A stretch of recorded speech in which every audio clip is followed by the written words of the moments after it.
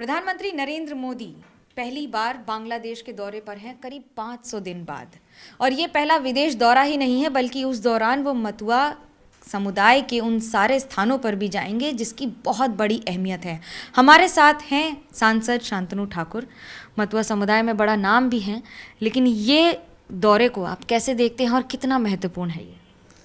देखिए, पिछले साल मैं जब पार्लियामेंट में हमारे माननीय प्रधानमंत्री जी से मिले थे, तब हम बताए थे कि ये पूरा मतुआ समाज का जो जहाँ से इसका उत्पत्ति हुआ है, मतलब शुरू हुआ है, श्री श्री हरिचांद ठाकुर, श्री श्री गुरुचांद ठाकुर जी का जहाँ जन्म हुआ है, वो तीर्थ स्थल में मतुआ लोगों का बहुत ही प्रभाव है। क्योंकि बांग्लादेश में 2 करोड़ के आसपास हिंदू हैं, उनमें से 1.5 करोड़ ही मतुआ लोग हैं।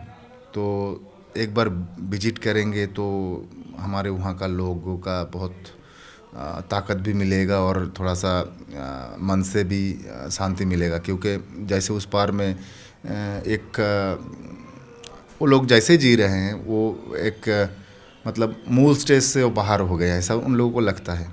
तो भारतवर्ष का प्रधानमंत्री अगर जाएंगे तो इसको लेके थोड़ा सा हमारे समाज में थोड़ा सा इसको लेके अच्छा भी लगेगा। हर तरफ से ये हमारे लिए एक खुशी की बात होगी। चुनाव भी हैं, कैसे देख रहे हैं इसका सीधा मतदान पर क्या असर होगा, क्योंकि 27 तारीख को पहला फेज़ है? नहीं, अगर इलेक्शन के हिसाब से देखें तो प्रधानमंत्री का जाना तो इलेक्शन के लिए बहुत ही अच्छा है। और सबसे बड़ा बात है कि वहाँ मतुआ समाज को देखने को जाना जो है वो उस पार का समाज को भी थोड़ा सा ऊंचाई मिलता है। फास्ट तो हम ऐसे ही सोचेंगे कि उस पार के हमारे समाज कैसे हैं और प्रधानमंत्री जा रहे हैं। उसके बाद अगर इलेक्शन के विषय में आएंगे तो ये अच्छा ही रिजल्ट आएगा उस पार में जाने के लिए। कितनी सीटों पर असर, कितने वोटरों पर असर, और क्या होगा इस तरह का इसका भविष्य पर असर?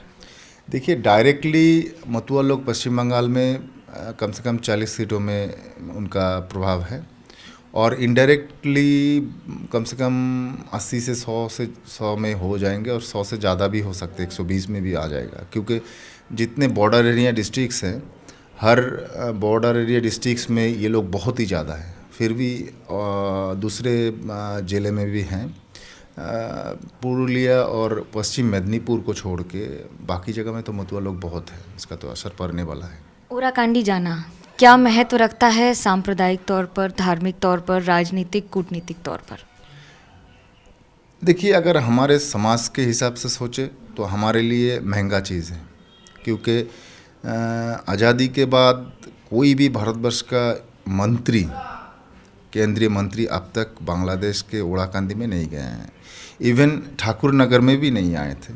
लेकिन 2 बार दौरा हुआ, पहले प्रधानमंत्री जी का, उसके बाद माननीय गृह मंत्री जी का। तो ये बात तो बहुत ही मायना रखता है मतुआ समाज के लिए। बंगाल में सीए एनआरसी का विरोध हुआ है ममता बनर्जी की अगुवाई में, कैसे देखते हैं उसको और इस पूरे प्रकरण को?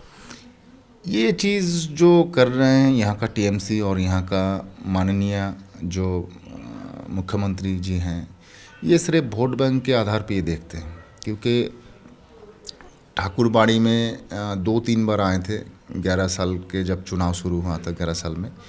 तो उसके बाद उन्होंने वादा किया था कि मतुआ समाज के लिए थोड़ा बहुत ये सीएबी को लेके थोड़ा उठाएंगे पार्लियामेंट में। लेकिन उनका पार्टी का कोई भी सांसद कभी लोकसभा में, राज्यसभा में कभी इस चीज़ को नहीं उठाया है। लेकिन ये हमारे केंद्रीय जो सरकार है, भाजपा का सरकार, और माननीय प्रधानमंत्री जी जब पहली बार यहाँ श्रीधाम ठाकुर नगर में आए थे, उन्होंने वादा किए थे कि हम लोग जब सत्ता में आएंगे 19 को तो हम ये सीए लाएंगे। तो उन्होंने किया। इसमें मतुआ समाज के अंदर एक आत्मविश्वास पैदा हुआ है कि अगर कोई इसको सॉल्व करे तो माननीय प्रधानमंत्री जी के नेतृत्व में केंद्रीय सरकार ही करेगा।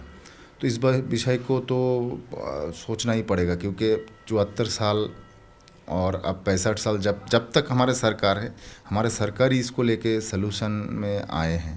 दूसरा सरकार तो नहीं सोचा इस विषय। क्या टीएमसी ने वादा खिलाफी की है मतुआ समाज के साथ? ये तो किए ही हैं, इसलिए 19 में हाफ साफ हो गए और बाकी रहा 21 में पूरा साफ हो जाएगा। क्योंकि मतुआ समाज का कम से कम 1.5 करोड़ के आसपास वोट हैं वेस्ट बंगाल में, तो ये बहुत बड़ा मायना रखता है वेस्ट बंगाल के बीजेपी के विनिंग फैक्टर में आई थिंक।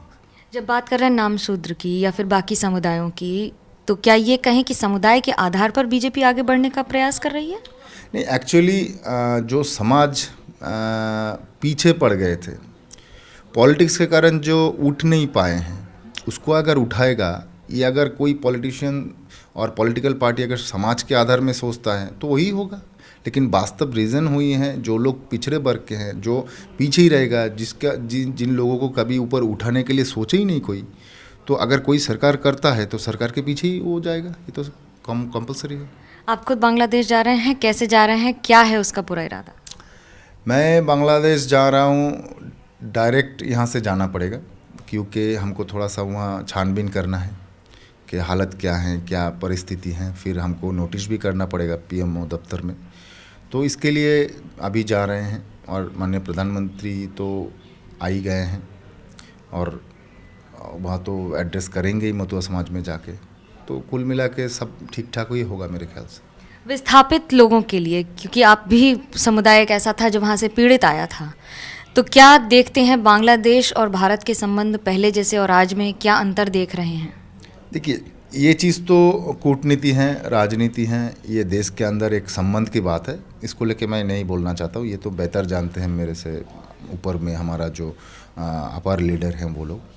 लेकिन हम जो ये बात बताएंगे, मोदी जी के जाने से उस पार के हिंदू लोग थोड़ा सा उनको मन में भी बल मिलेगा और थोड़ा सा जो हैं पूरे विश्व में हमारे मतुआ समाज का एड्रेस तो होगा, ये तो बहुत बढ़िया बात है। एक छोटा सा सवाल, भारत हमेशा बंगाल में खास तौर से मुद्दा उठाया जाता है घुसपैठ का, मुसलमान का, तो अब बांग्लादेश जाकर ही इन सब बातों का रखना, तो क्या ये डबल स्टैंडर्ड है? नहीं, ये चीज़ को बांग्लादेश में जाके रखना है या नहीं है ये तो मैं नहीं बताऊंगा, लेकिन ये चीज़ बांग्लादेश में जाके रखने का ज़रूरत भी नहीं है, क्योंकि जब आज़ादी के समय में जो बातें चल रहा था, जो रेजोल्यूशन बने हुए थे ये देश के आज़ादी के लिए, जब बंटवारा हो रहा था तब के समय में एक हिसाब था, उसी के हिसाब से अगर चलता तो अच्छा ही रहता, लेकिन उसी के हिसाब से शायद नहीं चला है, इसलिए भारत की सरकार को अभी ऐसा सोचना पड़ रहा है। 1947 में जब आज़ादी हुआ था तब जो बताया गया था, थोड़ा सा बांग्लादेश मतलब पाकिस्तान से, भारत से थोड़ा सा चुकती क्या कहते हैं उसको, ट्रीटी भी हुए थे, तो ऐसा बात तो बाद में नहीं रहा था। तो इस सरकार को, भारतवर्ष की सरकार को थोड़ा सा सोचना भी पड़ा इस विषय में। बतौर मतुआ कैसा महसूस कर रहे हैं जी, बतौर मतुआ कैसा महसूस कर रहे हैं इस पूरे प्रकरण को देखकर? ये मतुआ लोगों को एड्रेस किए हैं भाजपा ने आके पूरे भारतवर्ष में, मीडिया लोग भी जाने हैं, दो बार हमारे केंद्रीय मंत्री लोग आए हैं, प्रधानमंत्री जी, गृह मंत्री जी, तो इस विषय को लेके थोड़ा सा चर्चा तो चल ही रहा है पूरे विश्व में। हम लोगों का जो मांग है वो भी थोड़ा सा पूर्ण भी होगा मेरे ख्याल से, क्योंकि मतुआ लोगों का मांग था कि सीए को इम्प्लीमेंट किया जाए। हमारे माननीय गृह मंत्री जी आके उसको उस विषय में लेके वादा भी किए हैं, और थोड़ा सा यहाँ उनके डेवलपमेंट के लिए थोड़ा सा जो करना है, इस बार जो मैनिफेस्टो निकले हैं वेस्ट बंगाल में चुनाव जीतने के बाद, तो वो मैनिफेस्टो मेरे ख्याल से मतुआ समाज के लिए तो बहुत अच्छा है ही, और पूरे वेस्ट बंगाल के आम जनता के लिए भी बहुत अच्छा है, क्योंकि आज़ादी के बाद कांग्रेस ने यहाँ सत्ता पे आए, वामफ्रंट में भी सत्ता में आए, तृणमूल भी आए, लेकिन ऐसा मैनिफेस्टो कभी निकले नहीं है। तो इस बार तो हम लोग भारी संख्या में, बहुत संख्या को लेके हम चुनाव जीतेंगे और यहाँ सत्ता गढ़ेंगे। आप खुद कितने वर्षों बाद ओराकांडी जा रहे हैं? पिछले साल गए थे, तो कोरोना के कारण बीच में जाना नहीं जा पाए थे, तो अभी फिर जा रहे हैं। क्या मांगेंगे इस बार जाकर? वहाँ तो ठाकुर के पास मांगेंगे कि हमारा जितने मतुआ समाज का जो मांग है वो पूरा हो जाए, ये समाज ऊंचाई में पहुँचे, जो मेरा फोर फादर्स ने सोचा था वो हम कर पाए, ये सभी सोचेंगे और क्या सोचेंगे, और आशीर्वाद भी लेंगे, क्योंकि आखिरकार बड़ों के आशीर्वाद से ही हर व्यक्ति आगे बढ़ता है। लेकिन इस बार थोड़ी राजनीति भी होगी। कैमरा पर्सन सूरज पांडे के साथ मनोज्ञा लोईवाल, एबीपी न्यूज़।